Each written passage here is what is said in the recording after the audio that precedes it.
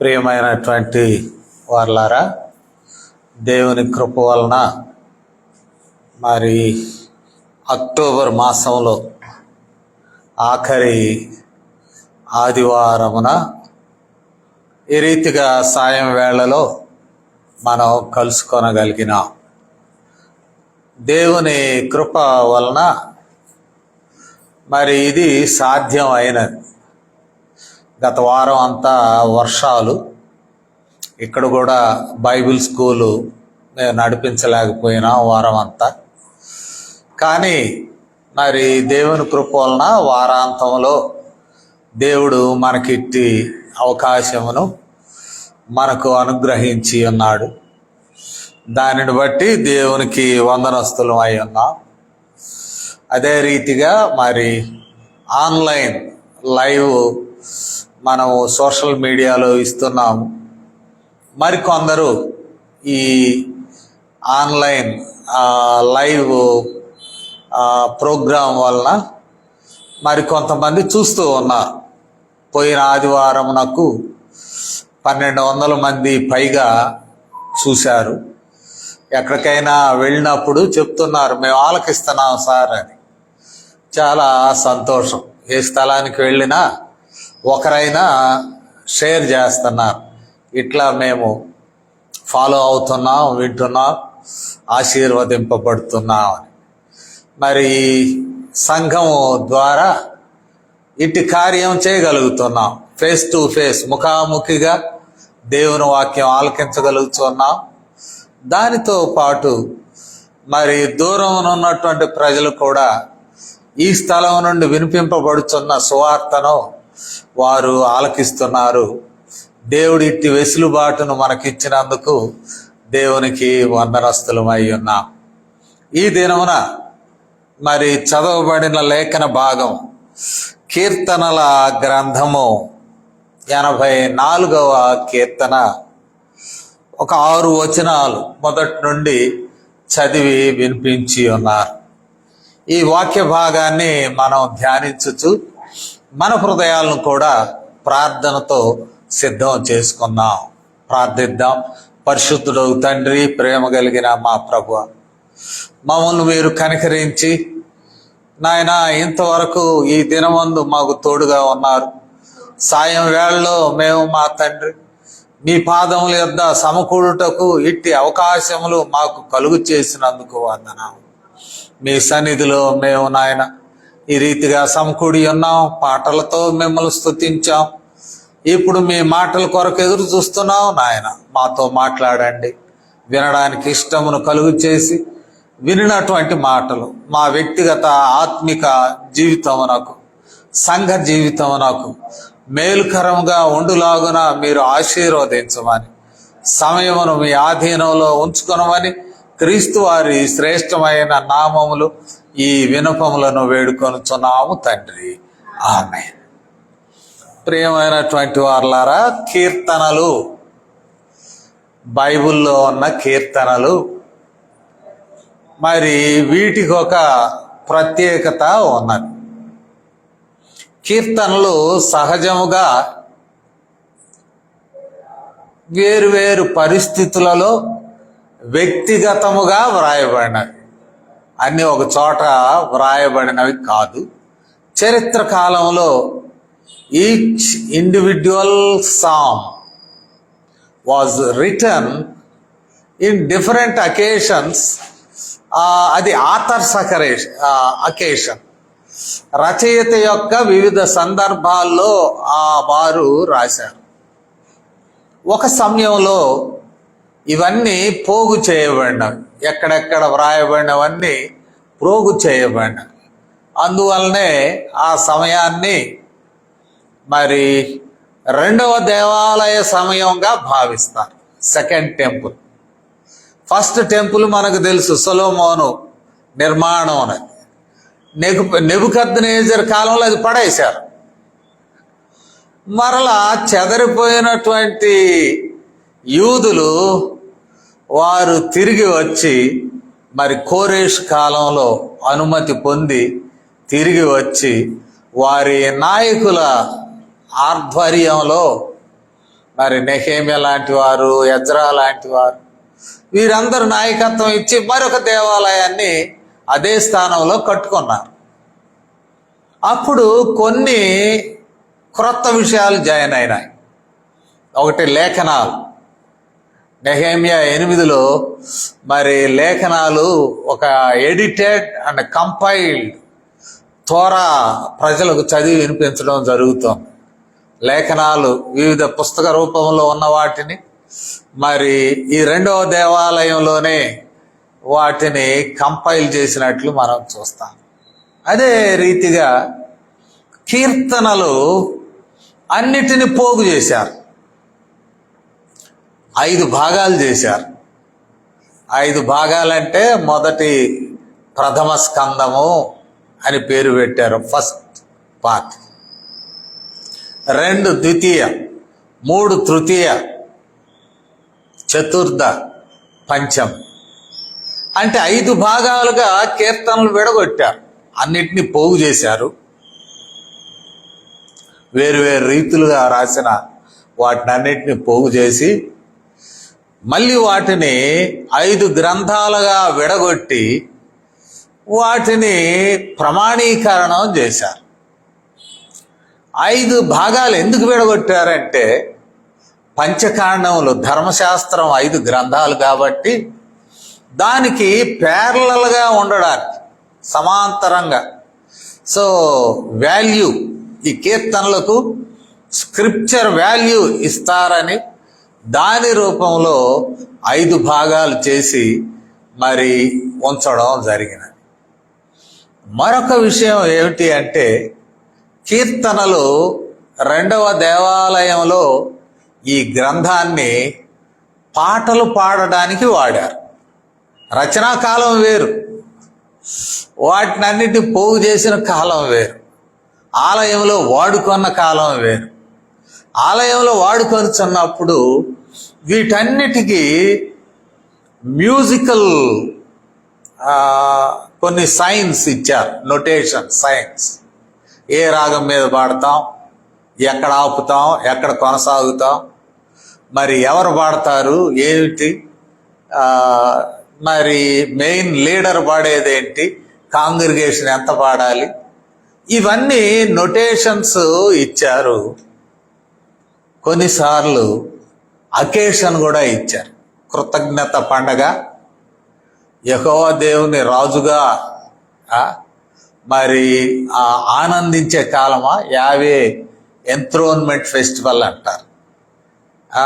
ఆ కాలంలో వాడబడిన కీర్తనల పాత నిబంధనలో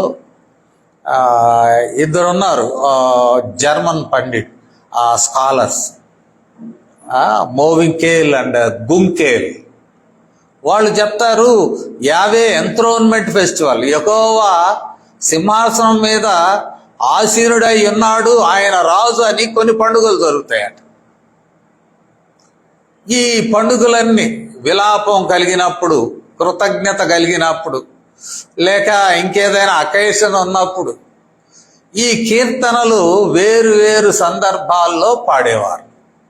ఈ ఇండికేషన్స్ కీర్తనలో ఇవ్వడం మనం చూస్తాం. కాబట్టి ఇది నేపథ్యం. This is the background for the songs in the Bible. బైబుల్లో కీర్తనల గ్రంథం యొక్క నేపథ్యము ఇది క్లుప్తంగా నేను చెప్పినటువంటి. సరే, 84వ కీర్తన మనం చూసినట్లయితే ఈ కీర్తన was assigned to chief musician, ప్రధాన గాయకునికి నొటేషన్. చీఫ్ మ్యూజిషియన్కు మరి ఇది ఇవ్వడం జరిగినది. ఆయన ఏ రాగం మీద పాడతాడు, గిత్తి తను రాగం మీద పాడదగినది. ఆ టెంపుల్లో చీఫ్ మ్యూజిషియన్ అంటే మన కోయర్ లీడర్ అంటాం, ఆయన పాడతాడు. ఏ రాగం మీద పాడతాడు అంటే గిత్తీత్ అను రాగం మీద పాడినాడు.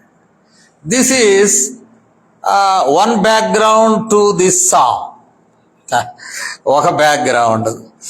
రెండవది, దీనిని అంకితం చేశారేమో అనుకుంటా. ఎవరికి అంకితం చేశారు అంటే కోరహు కుమారులు. కోరహు ఈ లేవీయుల బ్యాక్గ్రౌండ్ నుండి వచ్చినటువంటి వారే. కోరహు ఆ కుటుంబానికి చెందినటువంటి వారు. ఈ కోరహు కూడా రెండు మాటలు చెప్పుకోవాలి. కోరహు కూడా మోషే మీద తిరగబడిన నేపథ్యం కోరహు ఆయన వంశీయులకు ఉన్నట్లు మనం చూడవచ్చు. సంఖ్యాకాండము 16వ అధ్యాయం అంతా ఈ విషయాలే చెప్పబడి ఉంటాయి. సంఖ్యాకాండము 16వ అధ్యాయము మనం చూసినట్లయితే వీళ్ళు మోషే యొక్క ఇన్స్ట్రక్షన్స్, మరి దేవుని పక్షంగా మోషే మాట్లాడుతూ ఉన్నప్పుడు వారు మోషేకు విరోధముగా, మొదటి వచనంలోనే అంటాడు, లేవికి ముని మనవడును కహాతుకు మనవడును ఇస్సారు కుమారుడునగు కోరహు ఏం చేశాడు అంటే, కొంచెం 3వ వచనం మనం చూస్తే అదే అధ్యాయంలో, మోషే అహరోనులకు విరోధముగా పోగుపడి మీతో మాకిక పని లేదు అని ఈ కోరహు సంబంధించినటువంటి వారు మొదట్లోనే మోషేకు వారు అపోజిషన్గా మారారు. కానీ దావీదు కాలమునకు వచ్చేసరికి వారిలో మార్పు వచ్చినది. అంటే దేవునికి విరోధముగానున్న వారిని, లేక సమాజానికి విరోధంగా ఉన్నవారిని, మత నాయకుడికి విరోధముగా జనాల్ని రెచ్చగొట్టినటువంటి వ్యక్తిని దేవుడు వాడుకుంటాడా అంటే వాడుకున్నాడు. అందుకనే మనం దినవృత్తాంతాల గ్రంథం, మొదటి దినవృత్తాంతాల గ్రంథాన్ని మనం చూడవచ్చును. 6వ అధ్యాయంలో మనం చూసినట్లయితే ఈ 6వ ఈ అధ్యాయంలో ఇంచుమించు 16వ వచనం నుండి వారు గురించి వ్రాయబడుతుంది. 16 నుంచి లేవి కుమారులు వాళ్ళ పేర్లన్నీ ఇస్తాడు. 22లో కోరహు కూడా వస్తాడు. 22వ వచనంలో 31వ వచనంలో చూసినట్టయితే, నిబంధన మందసమునకు స్థలము ఏర్పాటైన తర్వాత యెహోవా మందిరమందు సంగీత సేవ కొరకు దావీదు నియమించిన వారు వీరే. కోరహు ఈ గుంపులో చేరాడు. మళ్ళీ నిబంధన మందసం వచ్చింది, గుడి కట్టల, ఇంకా గుడి సొలొమోను కట్టాడు. సొలొమోను ముందు దావీదు దేవుని మందసాన్ని తెప్పించాడు దావీదు పట్టణానికి. అక్కడ ఆ మందసమునకు మరి ఒక గుడారమును వేయించి, ప్రత్యక్ష గుడారము, దానిలో మందసమును పెట్టి అదే గుడిగా చలామణి అయింది అనేక సంవత్సరాలు సొలొమోను కట్టే అంతవరకు. అక్కడ పాటలు పాడడానికి ఈ కోరహు టీము ఏర్పాటు చేయబడినారు.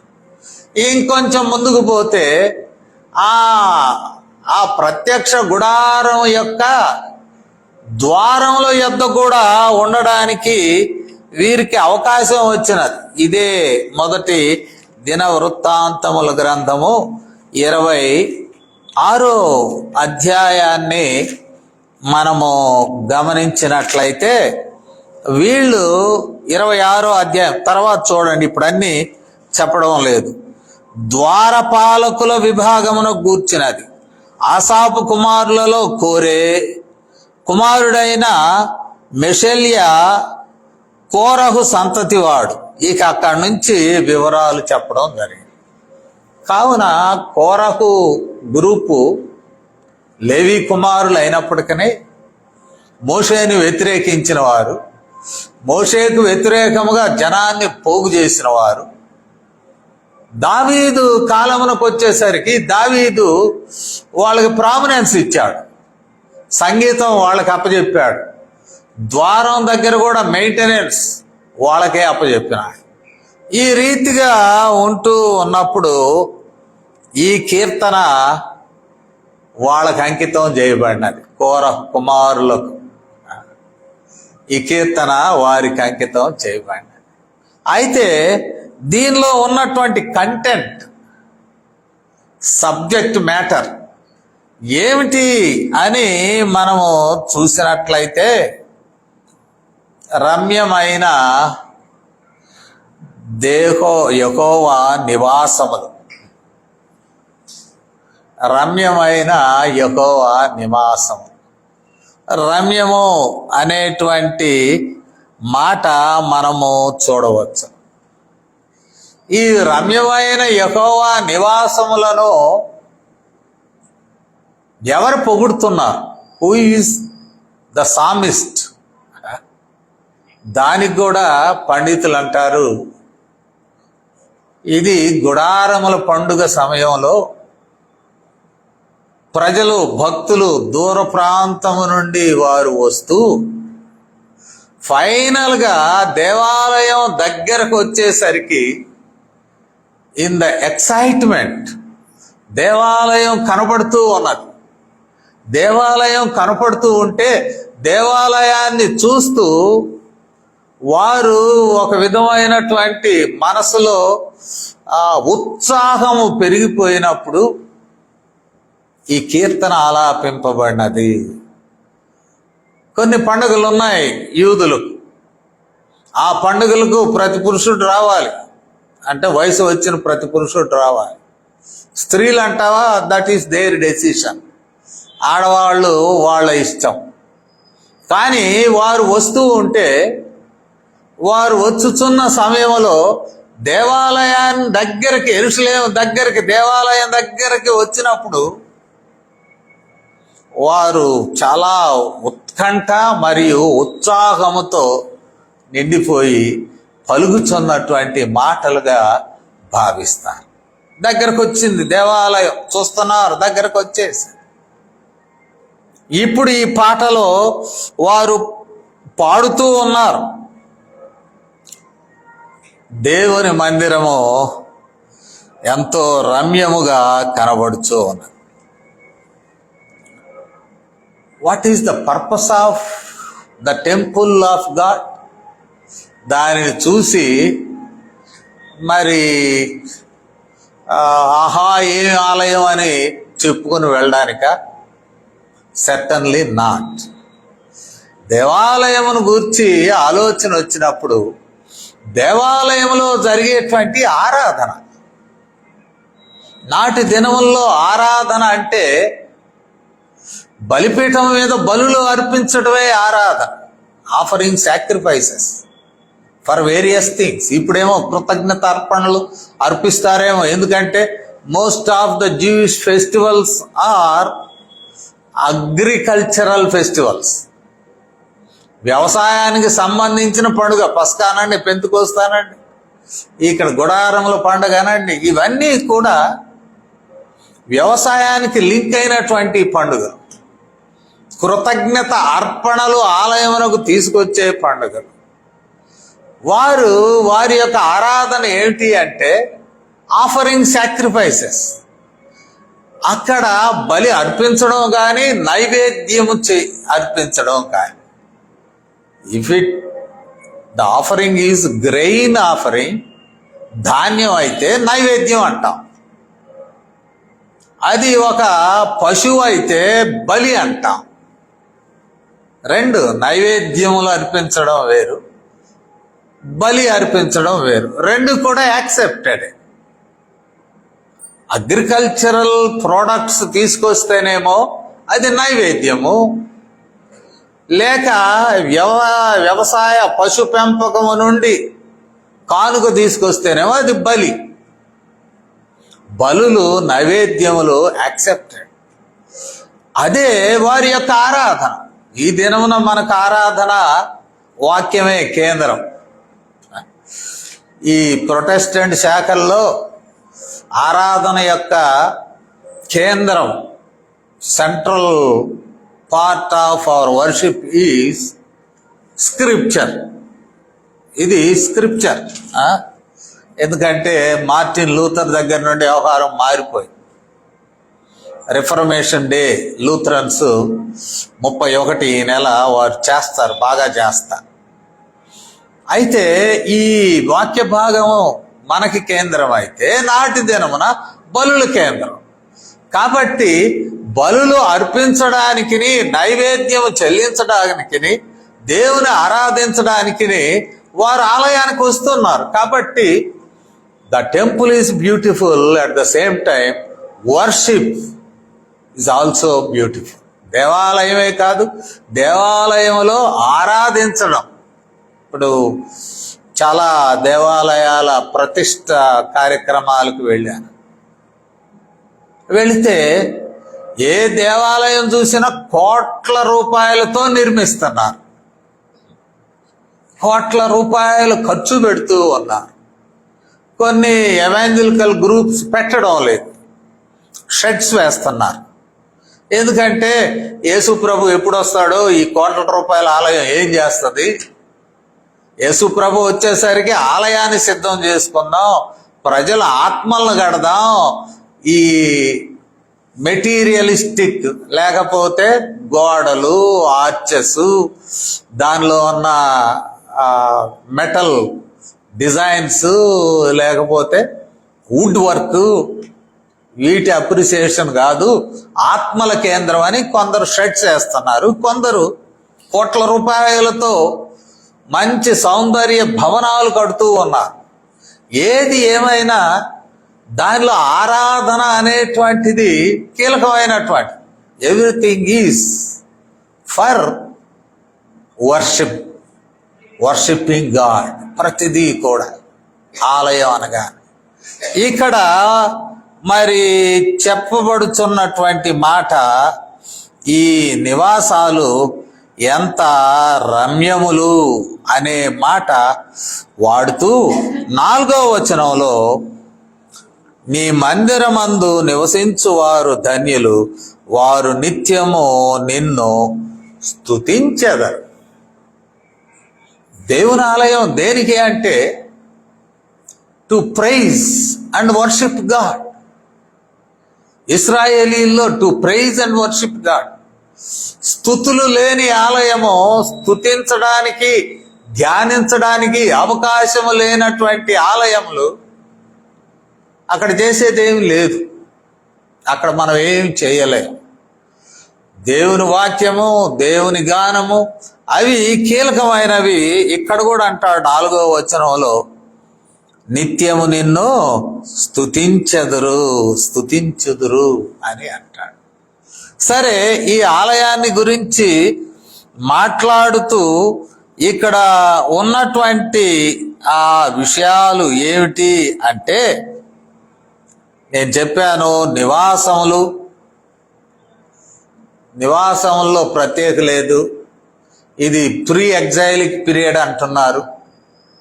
అంటే 2వ ఆలయం ఇంకా నిర్మితం కాలేదు. దావీదు కాలము, మొదటి ఆలయం కూడా నిర్మితం కాలేదేమో. మరి అక్కడ కీలకమైనది ఏమిటి? నివాసములలో ఆరాధనలు కీలకమైనటువంటి. ఈ కీర్తనలో ప్రత్యేకం ఏమిటంటే, యెహోవా పేరు వాడారు. యెహోవా పేరు, పాత నిబంధనలో యెహోవా పేరు వాడడాన్ని టెట్రాగ్రమటాన్ అంటారు. 4 అక్షరములు, టెట్రా 4 అక్షరముల పేరు. 4 హెబ్రీ అక్షరములతో కూడిన పేరు. అది యెహోవా, యావే అంటారు సింపుల్గా.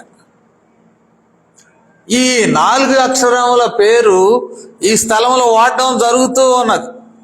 యెహోవా, యెహోవా, యెహోవా, ఈ మాట రిపీటెడ్గా జరుగుతూ ఉన్నది. అంటే భక్తి జీవితంలో కొంచెం ముందడుగు వేస్తున్నటువంటి వారు. ఇశ్రాయేలీయులు యెహోవా నామమును వ్యర్థముగా ఉచ్చరించరు. అది ఆజ్ఞల్లోనే ఉన్నది, నా నామమును వ్యర్థముగా ఉచ్చరించరాదు అని. అయితే నామము ఉచ్చరించడం లేదు కాబట్టి దాని బదులు అదునాయ్ అంటారు. అదునాయ్ అంటే దేవుడు, దేవుడు. అదునాయ్ అనే మాట వాడబడుతుంది స్క్రిప్చర్స్లో, పాత నిబంధన. యెహోవా అనే మాట చాలా తక్కువగా వాడబడుతుంటుంది. ఎప్పుడైతే ఆత్మికంగా బలపడుతుంటారో ఆ డీపర్ ఎక్స్పీరియన్సెస్లో యెహోవా అనే మాట వాడడం మనం చూస్తూ ఉంటాం. అయితే ఇక్కడ మనం చూసినప్పుడు ఇక్కడ చెప్పబడుచున్నటువంటి మాట మందిర ఆవరణములు, అంతేకాదు దాని యొక్క రమ్యమైన స్థితి, beautiness of the temple. It is not material beauty, it is different. దేవుని మహిమ అక్కడ ప్రకాశిస్తూ ఉన్నది. ఆలయంలో దేవుడు లేకపోతే దేవాలయం అందమేమున్నది?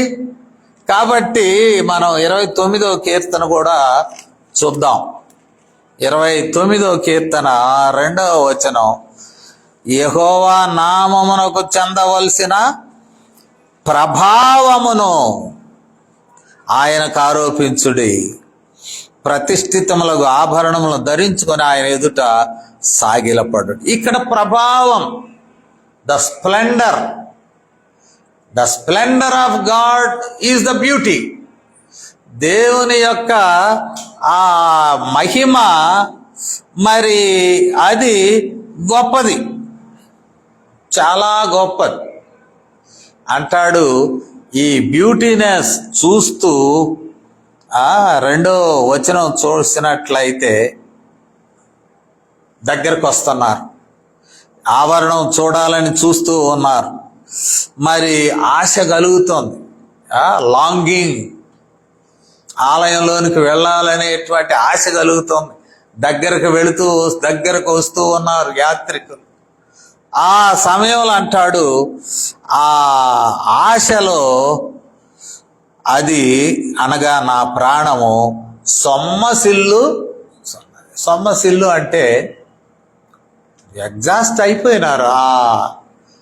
అక్కడ ఉన్నటువంటి ఆ వండర్, ఆ ప్రత్యేకతను, దాన్ని చూసి ఎక్సైట్మెంట్ నొంది సొమ్మసిల్లి పడిపోయారు. End of excitement. మరి మనం కూడా గమనించవచ్చు. ఆశ్చర్యపడతాం అయిపోయాక ఆ ఆశ్చర్యంలో ఒక ముగింపు వస్తుంది, అదే సొమ్మసిల్లటం. అంటాడు, నేను సొమ్మసిల్లే అంతవరకు కూడా మరి నేను ఆ సౌందర్యమును ఆస్వాదించుచూ ఉన్నా. దానిలోనే మరి ఒక విషయము 2వ వచనంలోనే అంటాడు, జీవము గల దేవుని దర్శించుటకును నా హృదయమును నా శరీరమును ఆనందముతో కేకలు. 2 విషయాలు అంటాడు, నా హృదయము నా శరీరం. My physique, flesh and blood, physique, శరీరం, హృదయము, ఇన్నర్, నా అంతరంగం. ఒక మనిషికి 2 పార్శ్వాలు ఉంటాయి, శరీరము, అంతరంగం. శరీరం మనిషిని అక్కడి దాకా తేగలదు, ఆలయంలోకి తేగలదు. కానీ ఆలయం లోపల మరి ఆనందించగలిగినది హృదయం. శరీరం, మన కాళ్ళు, చేతులు, కళ్ళు దారి చూపించుకుంటూ మనం రాగలం, మరి శరీరంతో రాగలం. ఈ శరీరాన్ని ఒక కుర్చీలో కూర్చోబెట్టగలం, ఈ శరీరమునకు సౌకర్యవంతమైనటువంటి పోస్చర్ మనం తీసుకోగలం. అక్కడి నుంచి ఆపరేట్ అవ్వాల్సినది హృదయం.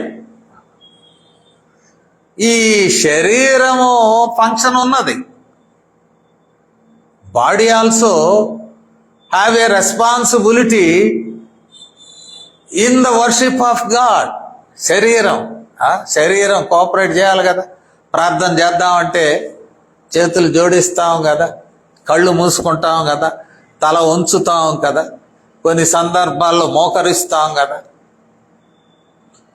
ఈ శరీరం ఇన్వాల్వ్ అవుతుంది. అందరం లేచి నిలబడదామంటే ఈ శరీరమేగా లేచి నిలబడేది.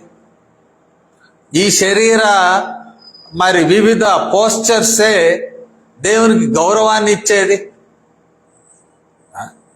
ఇవన్నీ కూడా ఫిజికల్. మీలో కొందరు తల మీద ముసుగు వేస్తారు, అది కూడా శరీర సంబంధమైన యువర్ పోస్చర్స్, ఫిజికల్ పోస్చర్స్. కానీ దేవునితో లీనమై సంతోషించేది హృదయం. కీర్తనకారుడు అంటున్నాడు, ఆలయం అందంగా ఉన్నది, రమ్యముగా ఉన్నది. ఆ రమ్యమైన ఆలయమును చూసి నేను సొమ్మసిల్లి పడిపోయాను అనుకో, అంతును పడిపోయాను, సొమ్మసిల్లిపోయే అంతగా నేను ఈ ఆలయ సౌందర్యాన్ని ఆస్వాదించాను. దానిలో చెప్తున్నాడు, నా శరీరము నా హృదయము ఆనందముతో కేకలు వేయుచున్నవి. Both the body and mind to be engaged. ఆలయంలో అది కీలకమైంది సుమా. Mind and body both to be engaged, both elements. శరీరము మనసు రెండు కూడా దేవుని ఆలయంలో అవి ఇమిడి ఉన్నప్పుడు అది ఎంతో ఆనందకరం. ఆయనను ఆరాధించువారు ఆయనను కొన్ని మాటలతో సంబోధించారు. ఏమిటా మాటలు అని అంటే త్వరలోనే ముగిస్తా. ఇక్కడ మనం చూసినట్లయితే ఫస్ట్, సైన్యములకు అధిపతివగు యెహోవా. ఇది పోరాటాలకు సంబంధించిన పదజాలం. ఇశ్రాయేలీలకు రాజు యెహోవాయే. సమూయేలు కూడా చెప్తాడు, ఆయన కదా రాజు, మీరెందుకు అబ్బాయి మనుషులను కోరుకుంటున్నారు, మన పద్ధతి కాదు, అన్యుల పద్ధతి అది. మనకు ఆయనే యెహోవాయే మనకు రాజు. కాబట్టి ఆయన సర్వ సైన్యమునకు ఆయనే నాయకుడు. మనం కూడా భారతదేశంలో రాజ్యాంగం ప్రకారం సర్వ సైన్యమునకు రాష్ట్రపతి అధికారి. సర్వ సైన్యం అన్నీ, అది విమాన దళమే కానీ, భూమి మీద వెళ్ళే దళాలు కానీ, సముద్ర దళాలు కానీ, అన్నిటికీ యునైటెడ్ అథారిటీ రాష్ట్రపతి. అంటే ఆయన హక్కులు, విధులు, పరిమితి ఇవన్నీ మనం చూసుకోవాలి. కానీ బై డెఫినేషన్ ఇశ్రాయేలీలకు కూడా బై డెఫినేషను వాళ్ళ సైన్యాలు, యుద్ధాలు చేసేటువంటి సైన్యాలకు, బార్డర్స్ కాపాడే సైన్యానికి, శత్రువులను వ్యతిరేకించే సైన్యానికి, సైన్యం అంతటికీ ఆయనే యెహోవాయే దేవుడు.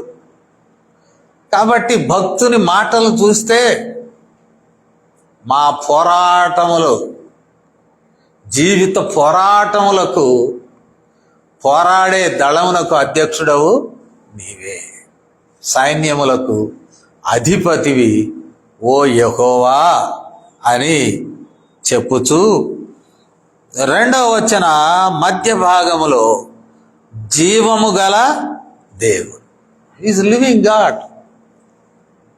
ఎవరినో ఒకళ్ళని పెట్టుకొని, ఒక బొమ్మను పెట్టుకొని యుద్ధం చేయడం లేదు, జీవితాన్ని పోరాడడం లేదు. ఆయన జీవం గల దేవుడు, మరణించిన దేవుడు కాదు. మరణించిన దేవుడు కాదు. మనకు అక్కడక్కడ సిలువలు మనం పెట్టుకుంటాం, ఇక్కడ కూడా పెట్టుకుంటాం. Symbol, great symbol cross. కానీ ఆ సిలువ మీద యేసు ప్రభు వారు వేలాడుతున్నట్లు పెట్టాం. కొన్ని వేదాంత పరంగా డిఫర్ అయ్యే కొన్ని ఉంటాయి మత శాఖలు. వాళ్ళు శిలువ మీద యేసు ప్రభువారి భౌతిక కాయమును కూడా పెడతారు, ఆయన బాడీని. But it is dead body. మనము మరణించిన, శిలువ మీద మరణించిన యేసును మనం ఆరాధించడం లేదు. తిరిగి లేచిన రెజరెక్టెడ్ క్రైస్ట్ శిలువ మీద లేడు, సమాధిలో లేడు. శిలువ త్యాగమునకు గుర్తయితే, సమర్పణకు గుర్తయితే, మరి ఆ ఎంటీ టూమ్ ఆయన విజయానికి గుర్తయ్యాలి. కాబట్టి క్రీస్తును అక్కడ పెట్టం మనం. మీరు ఆ క్రాసులు కొనేటప్పుడు, కొన్నిసార్లు బంగారపు క్రాస్ చేసుకునేటప్పుడు శిలువ మీద మనిషి ఉండడం మన వేదాంతానికి సరైనటువంటిది కాదు. ఆయన లేడు, శిలువ మీద లేడు, సమాధిలో లేడు. శిలువ, we remember the sacrifice of Jesus Christ, that's all. అందువల్ల అంటాడు, మన దేవుడు జీవము గల దేవుడు, పోరాటంలో పోరాడుచున్నవాడు ఆయన, జీవము గల దేవుడు. ఇంకొంచెం మనం 3వ వచనానికి వచ్చినట్లయితే, నా రాజా, మై కింగ్. ఇంకొక మాట అంటాడు, నా దేవా, my God and my king. ఈయన జీవము కలిగినటువంటి దేవుడు, నాకు రాజై ఉన్నాడు, నాకు దేవుడై ఉన్నాడు.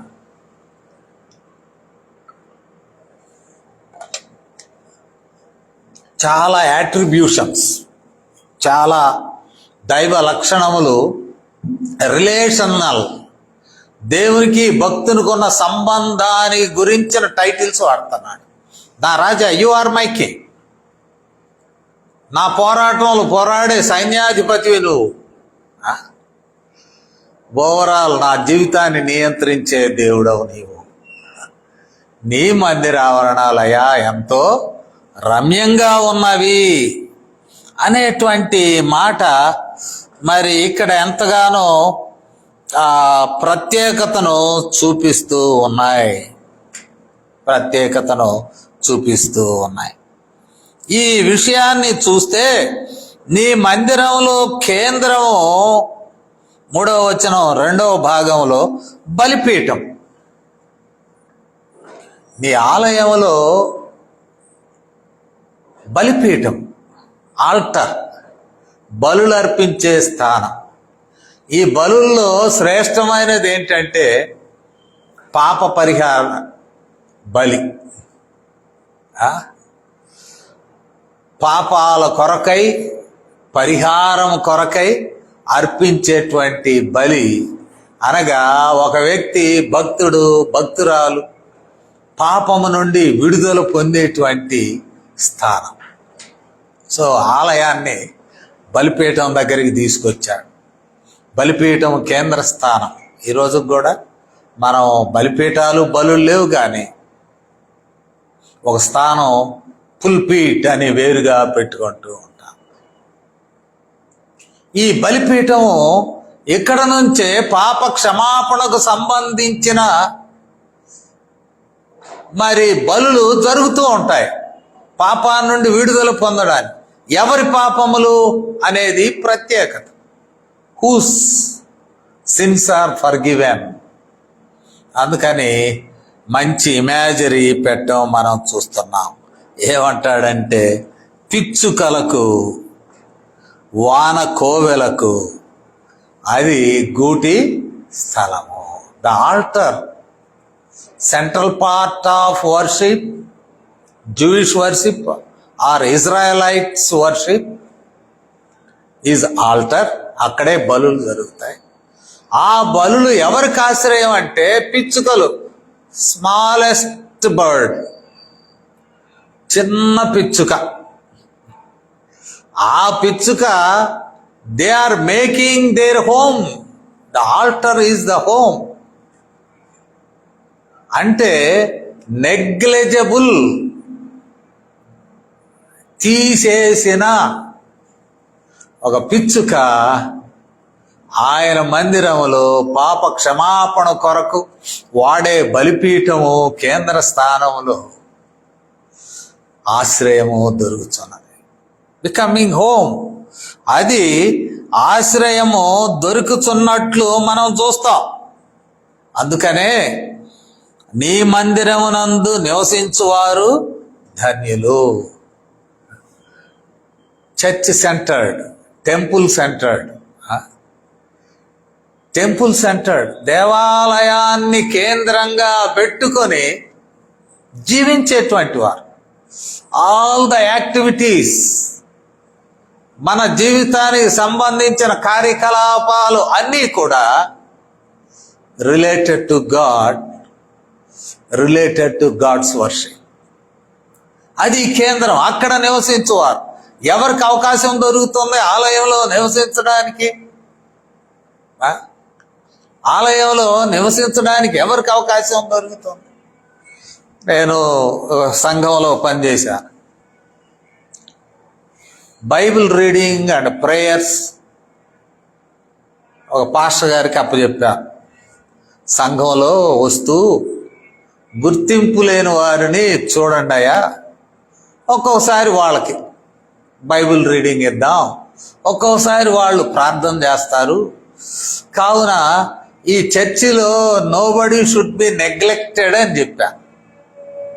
పాపం పాస్టర్ గారు వెతికి ఏదో దూరపూర్ల నుండి కూడా వచ్చి ఆరాధించుకుని వెళ్ళేవాళ్ళు అనేకులు ఉన్నారు. పాపం వాళ్ళని వెతికి వాళ్ళని పట్టుకొని నాకు సమాచారం ఇచ్చేవాడు. వాళ్ళని నేను ఆహ్వానించేవాడు. I used to give privilege of scripture reading, prayer and other things. ఇస్తే రొటీన్గా ఒకళ్ళే చదవాలి, రొటీన్గా ఒకరే ప్రేయర్ చేయాలి, రొటీన్గా వాళ్ళ ముఖాలే ఊరిక సంఘానికి కనపడాలి అనుకునే బ్యాచ్ తయారయ్యారు. ఏంది పాస్టర్ గారు మనల్ని చూపించడం లేదు సంఘానికి, ఎవడనో పట్టుకొస్తున్నాడు చూపిస్తున్నాడు ఏంటి? వాళ్ళు గ్రడ్జ్ పెట్టుకొని అర్థం చేసుకున్నారు, వీళ్ళని ఎవరు పరిచయం చేస్తున్నారు. ఇక ఆ పాస్టర్ గారు నా దగ్గరకు వచ్చి చెప్పారు, పాస్టర్ గారు తెలుసా, వాళ్ళ దగ్గర డబ్బులు తీసుకుని మీ చేత అవకాశం ఇప్పిస్తున్నాడండి. ఏమి ఇస్తారు? 500 ఇస్తున్నారు సార్. వాళ్ళ కాడ 500 ఇప్పించుకొని మీకు చెప్పి మీ చేత వాక్యం చదివిస్తున్నారు. లేదయ్యా, అట్లా బదనాం చేయవద్దు. పాస్టర్ గారిని ఎందుకు బదనాం చేస్తారు? Moto is different. అందరినీ సమానంగా, మరి ఆలయంలో ఈక్వల్ పార్టిసిపేషన్ అనేది మోటో అయితే, మీరు ఊరిక వేదిక మీద నుండి కనపడలేదని మీ యొక్క అసూయ అయితే, పాస్టర్ గారిని, నాకు సహాయం చేస్తున్న పాస్టర్ గారిని బదనాము, వాస్తవంగా నన్ను కూడా బదనాం చేస్తారు కానీ నా ఎదురు చేయలేరు కదా, బయటాడని చెబుతారేమో తెలియదు. ఎందుకు ఈ ఉదాహరణ చెప్తూ ఉన్నానంటే, పిచ్చుకలకు స్మాల్, ఒక చిన్న జీవి, పక్షుల్లో చిన్న జీవి, పిచ్చుకలను మీరు చూశారో లేదో, ఇప్పుడు తగ్గిపోతున్నాయి, వాటి యొక్క సంఖ్య తగ్గుతున్నాయి. ఏమిటి ఆ కారణం అంటే సైంటిస్టులు రకరకాలు చెప్తున్నారు. ఈ మొబైల్ ఫోన్స్ యొక్క వైబ్రేషన్స్, మొబైల్ టవర్స్ నుండి వచ్చేటువంటి బలమైన సిగ్నల్స్, వీటి వలన అల్పజీవులైన పిచ్చుకలు అంతరించిపోతున్నాయంట. మనకి తెలియదు. పిచ్చుకలకు కూడా అక్కడ స్థానం ఉన్నది ఆలయంలో. సెంట్రల్ పార్ట్ ఆల్టర్, ఆ ఆల్టర్ దగ్గర పిచ్చుకలు కూడా బ్రతకవచ్చు, నివాసం చేయవచ్చు. They can make their home. అక్కడే గూడు పెట్టుకొని పిల్లలు చేయవచ్చు. చాలా మంచి మాట చెప్పడం మనం చూస్తూ ఉన్నాం. ముగింపులోకి వస్తూ ఉన్నాం. ఇక్కడ 5-6 వచనాలను మనం చూసినట్లయితే ఇక్కడ ప్రత్యేకంగా చెప్పుచూ ఉన్నాడు, యాత్ర చేయువారు నీ వలన బలము నొందు వారు. 2 పాదాలు ఒకే విషయం చెప్తున్నాయి. నీ వలన బలము నొంది యాత్ర చేయువారు. వాళ్ళు ఎక్కడి నుంచో బయలుదేరి వస్తున్నారు, కొండలు గుట్టలను దాటి వస్తున్నారు, ఆలయం దగ్గరకు వస్తున్నారు. దేవుని పర్వతాన్ని ఎక్కడానికి వస్తున్నారు. వారికి శక్తి ఎక్కడొచ్చినది? నీ వలన, యెహోవా దేవా, నీ వలన బలమునందు వారు ధన్యులు. నార్త్ ఈస్ట్ ఇండియా వెళ్ళినప్పుడు ఈ మధ్య కోహిమా వెళ్ళాం. దిమాపూర్లో ఏం కనపడలేదు, ఎక్కడాలు దిగడాలు. కోహిమా వెళ్ళేసరికి ఉన్న రూమ్లో నుంచి పక్క హాల్లోకి వెళ్ళాలంటే పైకి ఎక్కాలి. నేను అనుకున్నాను, ప్రభువా ఎప్పుడు సతికిల పడతానో, వీళ్ళందరూ పట్టుకుని పైకి లేపి నిలబడతారు, కాళ్ళేమో మరి చాలా బలం పడుతుంది, వెయిట్. ప్లెయిన్ ల్యాండ్లో నడవడం వేరు, ఎట్లా ఎక్కడం వేరు. దేవుడు శక్తి ఇచ్చాడు అనుకోండి, కింద పడకుండా కాపాడాడు. ఎక్కగలిగాం, దిగగలిగాం.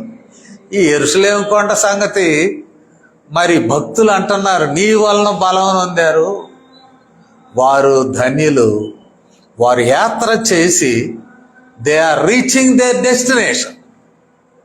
యాత్రలో ఉన్నటువంటి ప్రత్యేక అనుభవాన్ని గుర్తు చేసి నేను ముగిస్తా. ఏమంటున్నాడంటే, వారు బాకాలోయలో బడి వెళ్ళుచు దానిని జలమయముగా చేతురు, తొలకరి వాన దానిని దీవెనలతో కప్పును.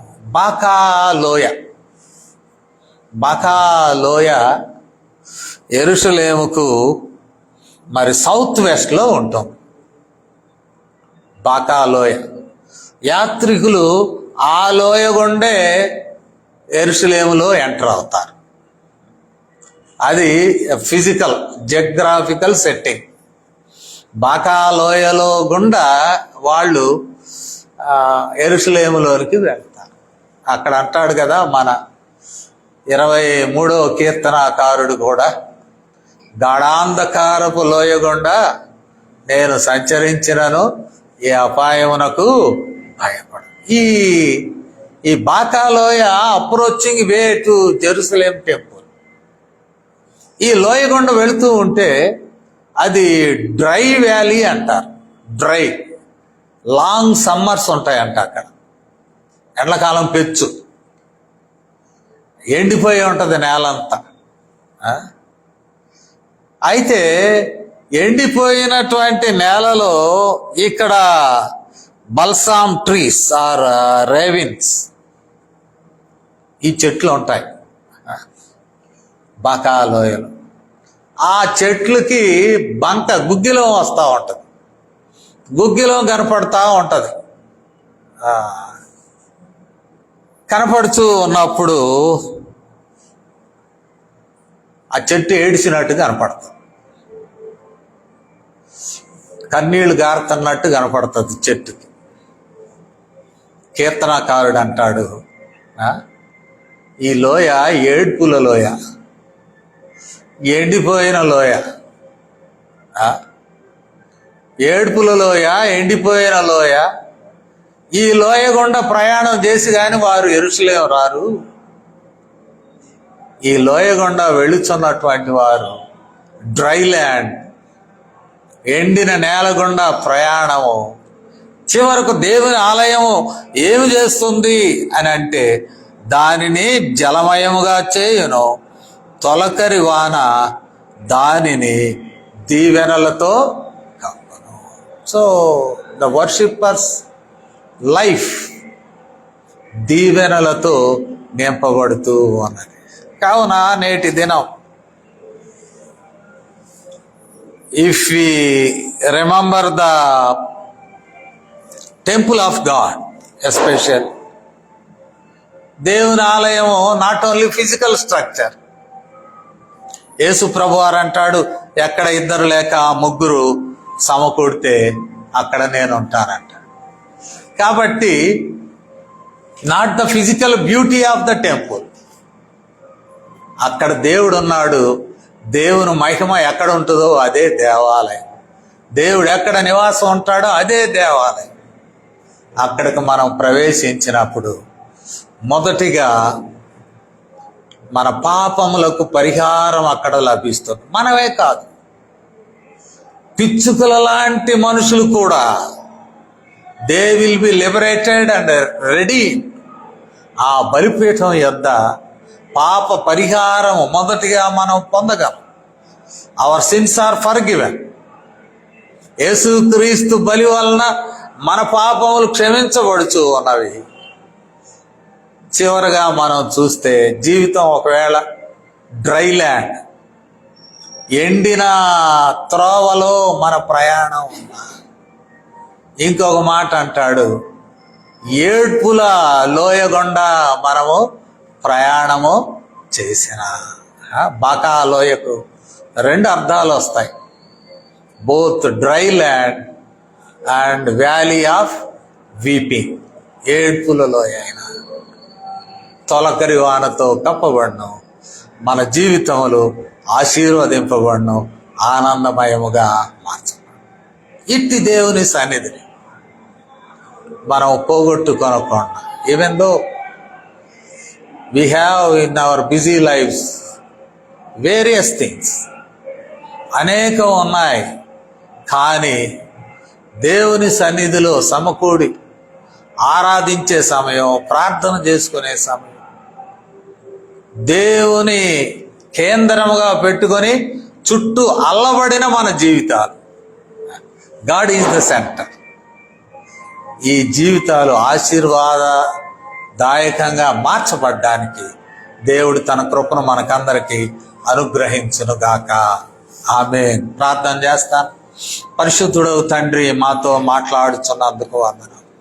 నీ మందిరావరణలో మేము ప్రవేశించి, మా ప్రియ ప్రభువా, మేము క్షేమమును మేలును పొందుటకు, మా జీవితములు విడుదల పొందుటకు, మేము మా తండ్రి నెమ్మదిని సమాధానమును పొందుటకు, పాపము నుండి విడుదలై కాకుండా నాయన మా జీవిత విషయములన్నిటిలో దుఃఖ నివారణ, ఎండిపోయిన స్థితి నుండి చిగురించే స్థితి వరకు ఆశీర్వాదాలతో మేము నింపబట్టకు సహాయం దయచేయమని, మీరిచ్చిన మాటలు మా హృదయంలో ఫలింప చేయమని క్రీస్తు వారి శ్రేష్టమైన నామములు ఈ వినపాలను వేడుకొంచున్నాము తండ్రి. ఆమేన్.